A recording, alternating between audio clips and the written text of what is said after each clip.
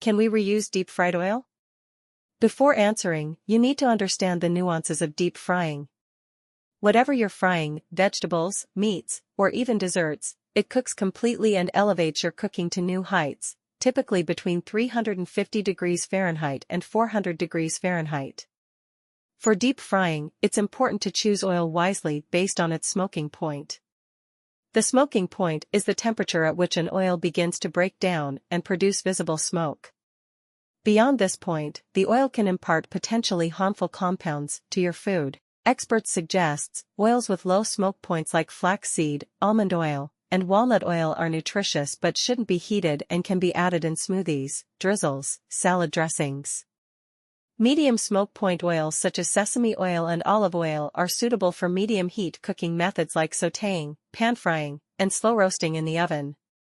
Oils like peanut oil, coconut oil, grapeseed oil, and sunflower oil have much higher smoke points, ranging between 400 to 500 degrees Fahrenheit, making them suitable for frying, deep frying, and grilling. These oils withstand high temperatures required for deep frying without breaking down or producing smoke, ensuring even cooking and crispiness.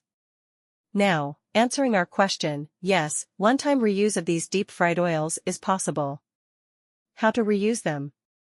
It's not advisable to deep fry with them again, but you can reuse them for shallow frying at medium to low heat, or use them directly without further cooking, such as for seasoning or making salad dressing. Overheating oil or reusing it too many times can lead to the development of free fatty acids and radicals, which increase cholesterol levels and oxidative stress.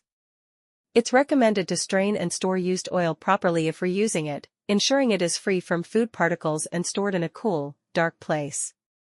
Therefore, use deep-fried oil only once, either directly without further cooking or for medium to low heat cooking.